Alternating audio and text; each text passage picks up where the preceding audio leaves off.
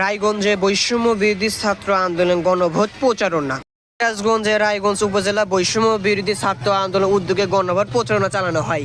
এ সময় সাধারণ মানুষের মধ্যে গণভোট উদ্দেশ্য, গুরুত্ব ও ফলাফল সম্পর্কে বিস্তারিত এবং জনসচেতন সৃষ্টি করা হয়।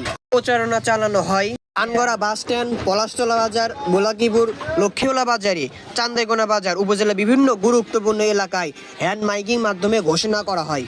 গণভোটে অংশগ্রহণের জন্য জনসচেতন সৃষ্টি করানো হয় এবং গণভোটে আহ্বান জানানো হয় ভোট দেওয়ার জন্য। গণভোট কি, গণভোটের মাধ্যমে কি কি পরিবর্তন হবে, এই সময় এগুলো বিষয়ে বিস্তারিত আলোচনা করানো হয়।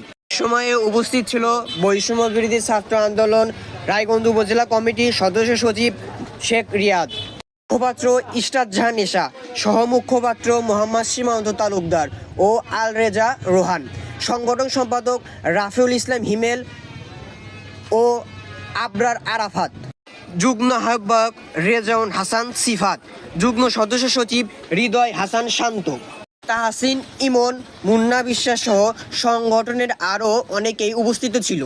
হ্যাঁ ভোটের পক্ষে এবং না ভোটের পক্ষে অনেক রকম যুক্তি দেখালেও হ্যাঁ ভোটের পক্ষে কি কি হবে তার একটুখানি ব্যাখ্যা দেওয়ার চেষ্টা করি। তো গত 17 বছরে আপনারা যা যা দেখছেন, যদি আপনারা হ্যাঁ ভোটের পক্ষে ভোট দেন তাহলে এক কথায় তার একটু দেখতে পাবেন না। হ্যাঁ ভোটের কন্ডিশনের মধ্যে অন্যতম কন্ডিশন হলো একজন।